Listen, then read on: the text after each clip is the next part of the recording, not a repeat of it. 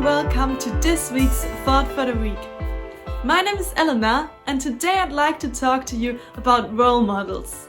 I believe it's important to have role models because they inspire you to grow in different areas like your personality, your relationships, skills, or just your way of living. You can also have influencers or celebrities as role models, but I would encourage you to have at least one real-life role model, because if you know the person in reality, you know if they're actually doing what they say or if they just say things and they're not doing it. The Bible also tells stories how Jesus was a role model, and I would like to read to you a short passage from after the story when Jesus washes the feet of his disciples. After washing their feet, he put on his robe again and sat down and asked, "Do you understand what I was doing? You call me teacher and Lord, and you are right, because that's what I am. And since I, your Lord and teacher, have washed your feet, you ought to wash each other's feet. I have given you an example to follow. Do as I have done to you." In this passage, the disciples experience how Jesus walks the talk.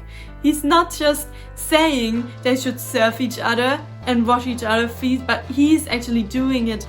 The disciples lived together with Jesus and traveled with him through Israel. So they have lots of time that they spent together. It led to Jesus investing so much time in them and helped them to grow in their faith, in their abilities, in their skills. So a really good role model is someone whose actions matches their speech, but also if you know the person in person and you have a relationship with them, they might also be willing to actively invest in you and to help you grow in these areas. Everyone has weaknesses or just areas where they don't live up to the expectations and to the words they speak. You might think now, well, so why do I have role models then? And I was on a point. I always thought, if I have a role model, this person must be perfect and I just must love everything they do. But you don't. Instead, I now just have several role models. My flatmate, for example, is a role model for me because she really cares for other people and has such a heart for other people. But then, I wouldn't take her as a role model for tidying up or cleaning. Other role models for me are my mom, who just provided for me for so long in my life and was always there for me.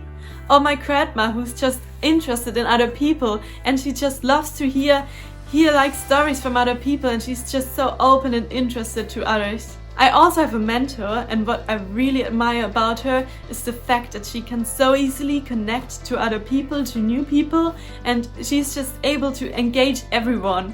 So those were my role models. But now I'd like to ask you, who are your role models? And is there an area in your life where you would like to have a role model? Until now, we always looked at others who are role models for us, but we can also be role models for other people, and we don't have to be perfect for that, because no one's perfect. And just think a bit about where your strengths are and where you could be a role model to someone.